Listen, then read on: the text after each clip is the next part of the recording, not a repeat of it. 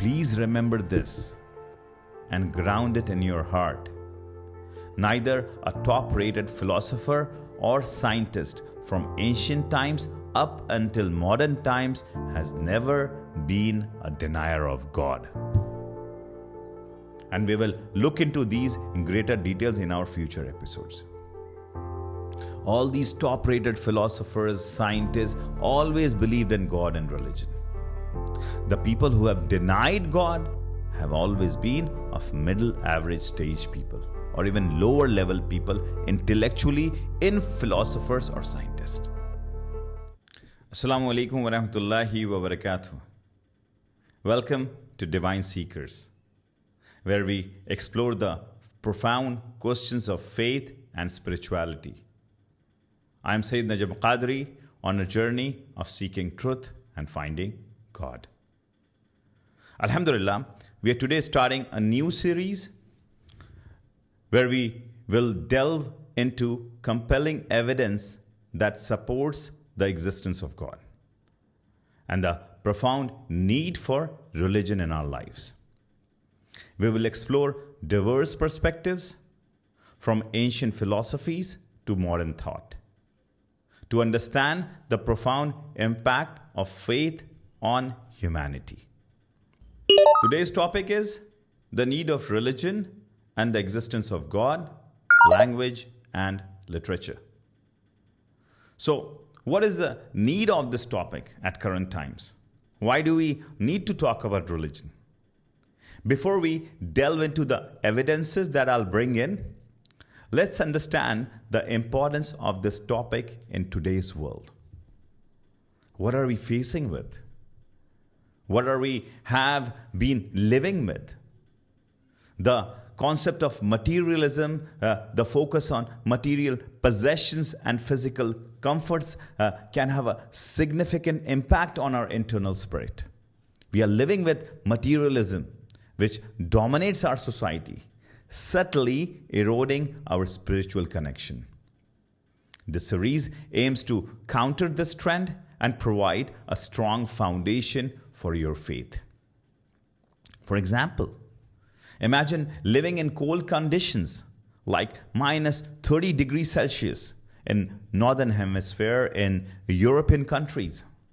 What is that cold impacting while it is impacting our physical external self, human body, it is also impacting our internal organs. And what happens from that? We get cold and we fall sick. Now, this external temperature also impacted our internal environment and its core temperature. Same thing happens with plus 45 degrees and 50 degrees Celsius. Imagine that extreme heat, how it impacts our internal organs. We get sunstroke, and even that could lead to death. Hence, heat or cold temperatures impact not only our external, but also our internal self. Same for the environment. It impacts our interior well-being. The things that we are exposed to, the things that we are seeing, that we are spending time with, the friends that we live with. So this invisible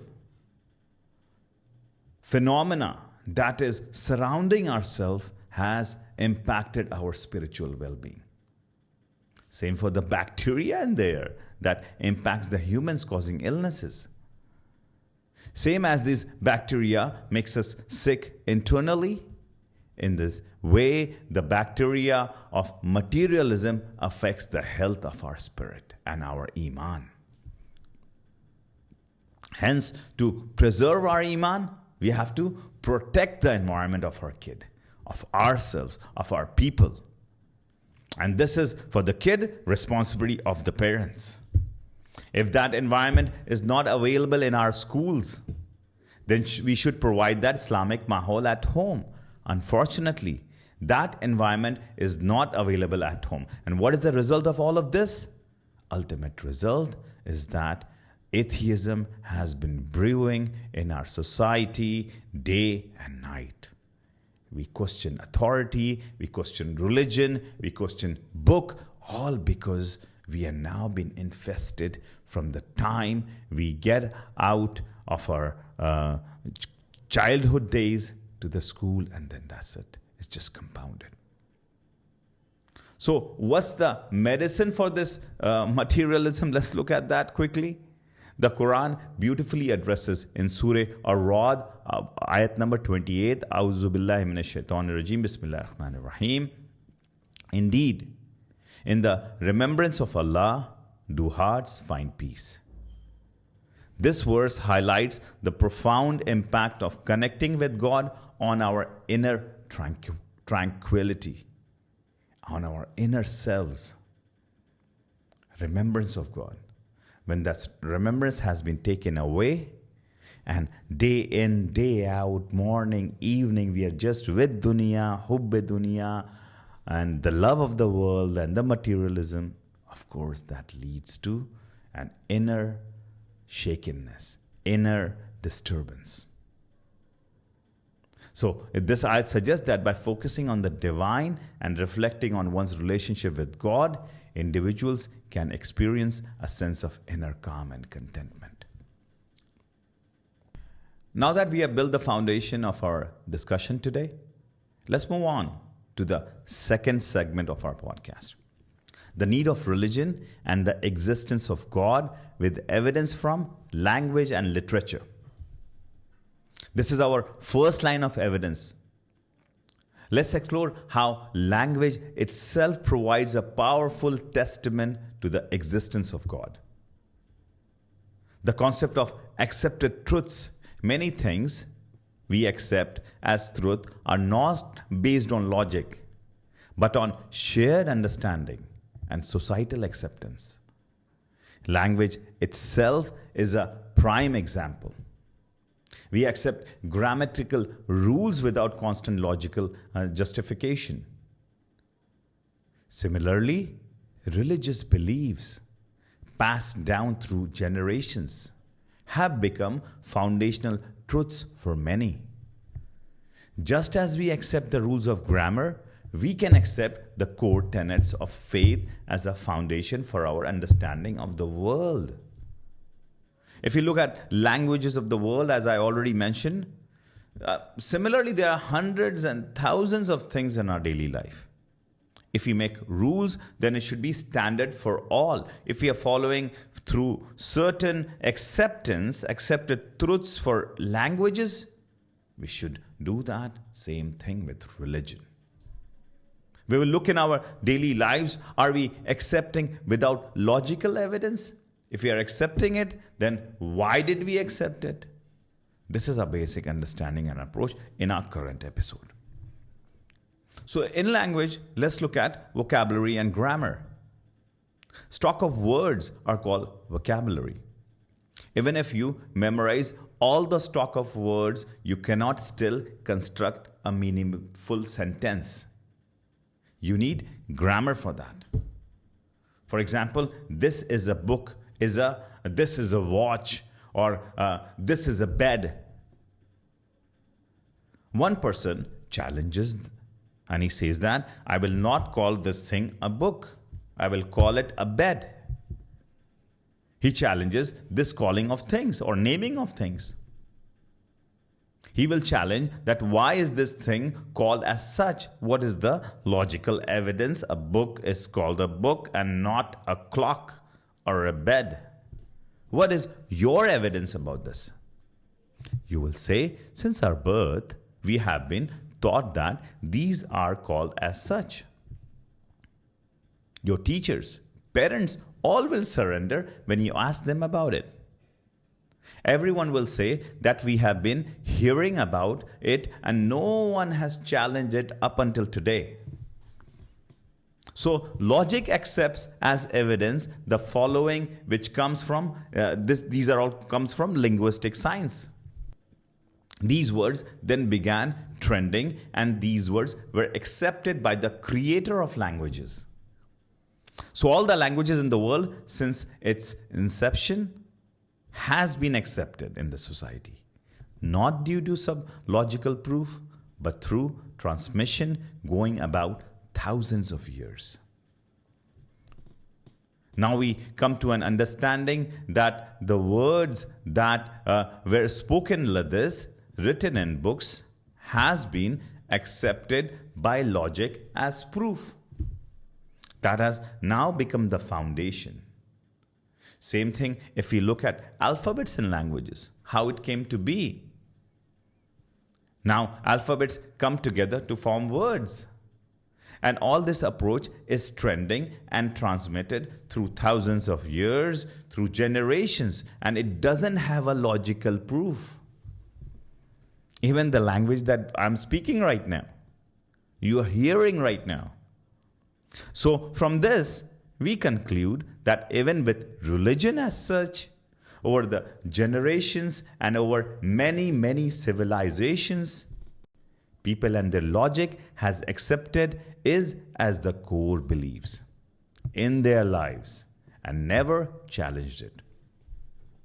Human intellect has never challenged it in any era.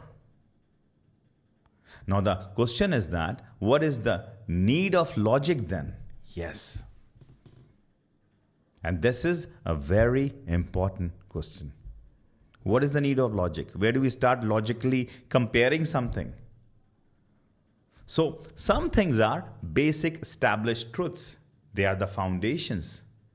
After accepting them as basics, after that they become unconditionally established truths through which we run our system. Until there, the basic established truths, we have accepted everything without critical analysis. This thing is called a book, this is grammar rules, these are punctuation rules, basic fundamental accepted truth. No critical analysis until then. So from there, if anyone says otherwise, then logic will compare it against that basic established benchmark standard and never challenge it. And will challenge it. That no, this person is spelling this word wrong. He's saying B-U-K book, but it's actually B-O-O-K book. Who gave you B-O-O-K book? Is from the basic standard truth without critical analysis. Now we are applying logic. Same thing with A, B, C. Why don't we call A, B and B, C? If someone says hands to legs and legs to head, then logic intercepts. And logic's domain starts from here. Until then, established truths. Even in religion and the science of hadith, it says, I heard it from Prophet sallallahu alaihi wasallam. Prophet sallallahu alaihi wasallam said, I heard it from Allah subhanahu wa ta'ala.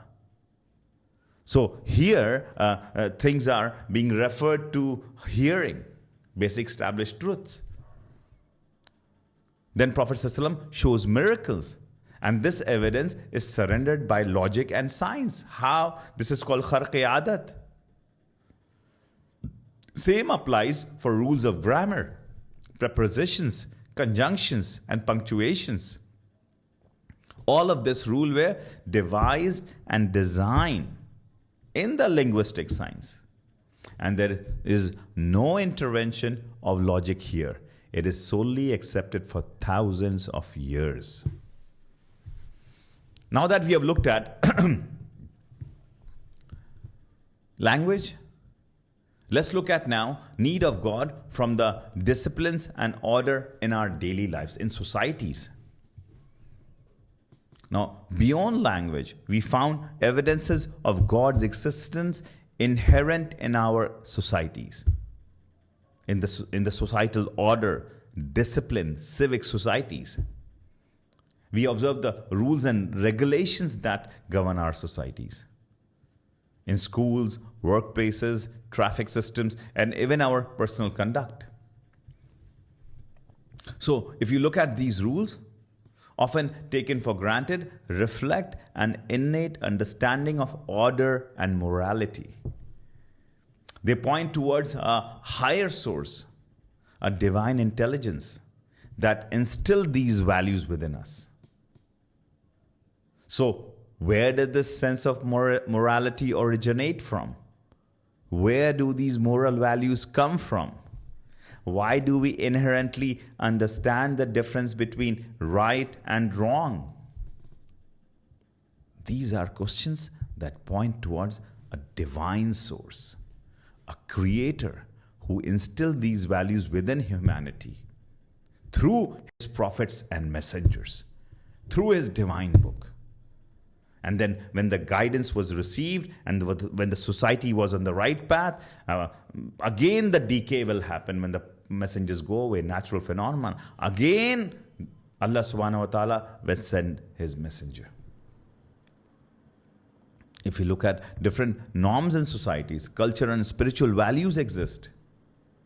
Same thing as in the business world. All societies believe on this value. And then when there is a decline in those values, we say that there is a decay in the society. We follow rules and regulation in the system, in our schools. If you look at uniforms in our school, we don't go and say that, I don't like this uniform.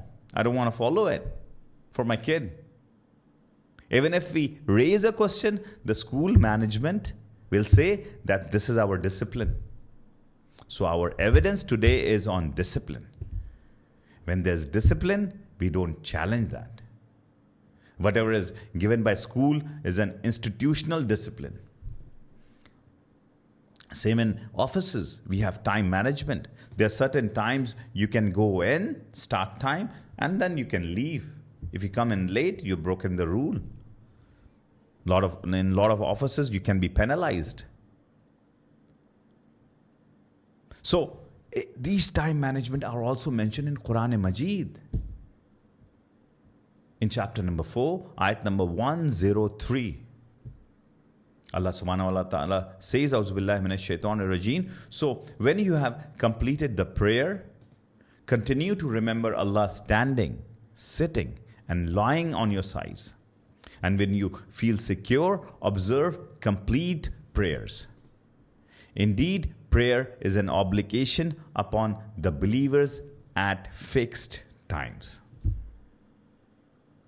Time management is Quran Majid in Deen. So we don't challenge those time management, those disciplines in schools and offices. But when it comes to religion, we give an absolute authority to intellect and challenge it. Why is it such like this? Why do I have to do this? Why do I have to do this? And look at those societies. This is our nafs talking. How is that even reasonable? So we are setting different rules for our society, and we are setting different rule for the religion. This is not accepted. Same rule, same benchmark, same fundamental will apply if we apply in our lives. The same way, there is discipline in the universe. And that discipline of the creator of universe is called religion. If you look at traffic management, meaning managing of civic systems, we don't challenge them based on intellect. The evidence given is that the traffic management is for our safety. Following the discipline is for our safety and security. Then how can we challenge the divine knowledge, the divine message, which is for our safety in right and wrong? Don't do this, do this. Why? Because doing this is beneficial. Not doing this, don't do this, don't go near this. This is detrimental for you. So these norms and etiquettes at small level and on a higher level built as civil laws. Intellect accepts this as social values. Discipline itself is a dalil. People even say that if these values are absent from society, the society becomes characterless. It dissolves. Look at the Dark Ages in Europe. What happened? If you look at any society in Muslim world or in non-Muslim world, Hindu, Sikh, Jain, Buddhist, Zoroastrian, like in any society, person doesn't marry his mother, sister, or daughter. So now let's ask the person who doesn't believe in religion, okay, why is he not breaking this rule? They might say that we are not fully comfortable with it. Some might say that it's against our nature, one's nature. Some will say it's against morality and modesty. Now the question is, where did you get this morality and modesty?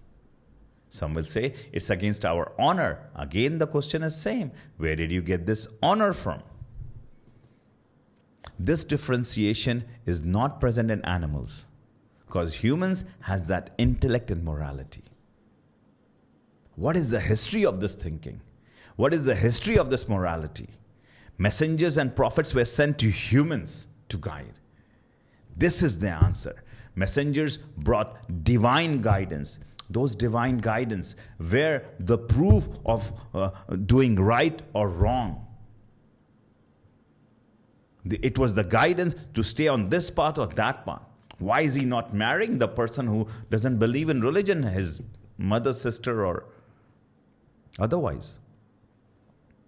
If you go back to human history, humans started covering their bodies, for example, from leaves, then they graduated to other materials. Where did human get this sense? I mean, body parts are same biologically. We cover certain parts of the body and not cover others. Why some parts of the body are covered and others are not? They are organs of the body. This means that the societies believe in it and that some parts of the bodies has to be covered at all times. Even behind this concept, there is the understanding of modesty. Again, the same question, what is the origin of this modesty concept? If you don't believe in religion, where did you get this concept to cover certain parts and not to cover certain parts? Though this came to us through moral values from previous generations, from free conscience, we have the right to reject it as we do with other things. Why do I have to believe in this? If you don't believe in religion, reject it because you're rejecting certain part of religion. People who don't believe in religion. So let's reject this part of the religion or this part of the modesty or societal values. Why not? Someone must have differentiation, must have been placed in the human mind and psyche by someone. The one who has placed these values according to the human history, this is called religion in our vocabulary. When this conscience was derived, whether it is in our record or not, but this conscience has been given through divine revelation. It has been given through prophets and messengers at all times. Surah Al-Araf, ayat number 19, ayat number 22. Shaitan said, your Lord has only forbidden you from this tree, lest you become some angels, or lest you become the immortals.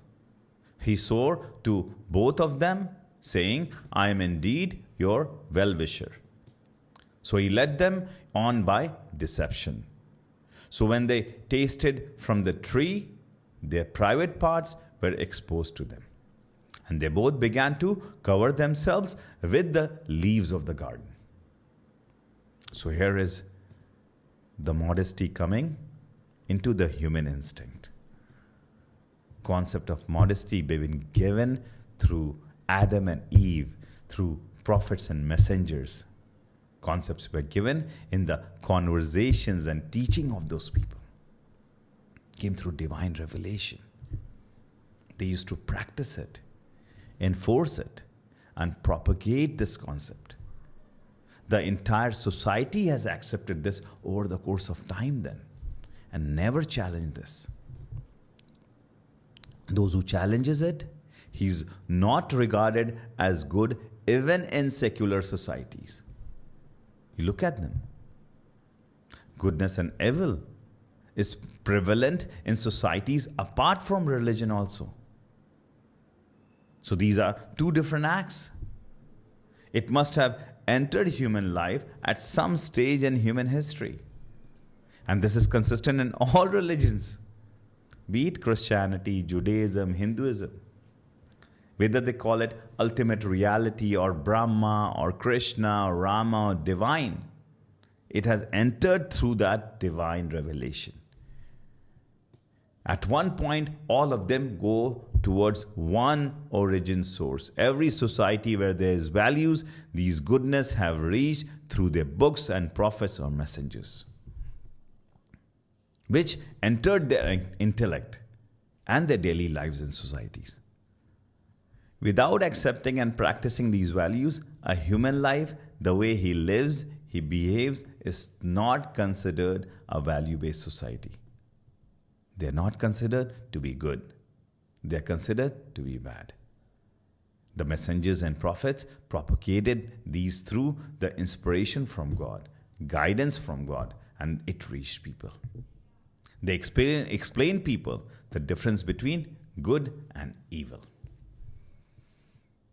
In human life, however, the second source which is also existing, other than divine, which is the contemplation part.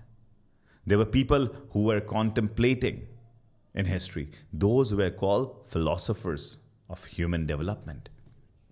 Science came in later than philosophy. Even the concept that these philosophers derived about good and evil, even those were from mazhab and religion. If those philosophers were religious people, then these concepts were sound. If not, then concepts were weaker. But it still existed. Even if they weren't the specialist of religion, even then they had the belief in the existence of God. They never denied it. And I'm talking about Western philosophy, which begins with the Western Greek philosophy. And it came during the Roman Empire. So there was ancient philosophy and there was modern philosophy. And we will look at our episodes into greater detail, into individual eras. From 300 CE to 1300 CE, when Christianity was dominant, Europe went into the Dark Ages and witnessed rapid decline in philosophical thinking, in development. At that time, when Europe was tithering with inglomerous decline, the light of guidance and development was provided by another religion, which we call Islam. Islam led the guidance of humanity at that time. The message of Holy Prophet ﷺ started to develop through Baghdad and the Golden Age. This is called the Islamic Golden Age, a period of significant scientific and cultural economic advancement. So this was around 8th to 13th century. During this time in the Islamic world, under various caliphates, flourished in diverse fields, leaving a lasting legacy on human civilization. And then after this, scientific development took over. So we're seeing gradual development of human psyche. Please remember this and ground it in your heart. Neither a top-rated philosopher or scientist from ancient times up until modern times has never been a denier of God. And we will look into these in greater details in our future episodes. All these top-rated philosophers, scientists, always believed in God and religion. The people who have denied God have always been of middle average stage people, or even lower level people intellectually in philosophers or scientists. This is just a snapshot for you as to what's coming in our future episodes. We will delve deeper into this. We will look at various eras and go deeper into what they believed in. So in conclusion, what are the key takeaways from our podcast today? Number one, evidence of God's existence from language and literature. We looked at acceptance of truths, language as a testament. We looked at discipline and order in society. And also we looked at origin of morality. Number two, the role of religion in society. societal values, discipline and guidance, modesty and morality. Then we looked at also historical context and philosophical considerations, philosophers and God. The content that we spoke today asserts that throughout history, renowned philosophers and scientists, despite their diverse beliefs, generally acknowledge the existence of God. So what are your thoughts on this podcast? Share your insights in the comment below. In the next episode, inshallah, we will look into the need of religion and the existence of God from Pre-Socratic philosophy, Babylon, Egypt, and Greece, and from philosophy of Socrates' era, including Plato and Aristotle. That's it from me in this week's episode. Any truth I've spoken is a blessing from Allah subhanahu wa ta'ala. If I made any mistake, may Allah forgive my shortcomings. Let's seek the divine together. Until next time, stay curious and keep seeking. Wassalam.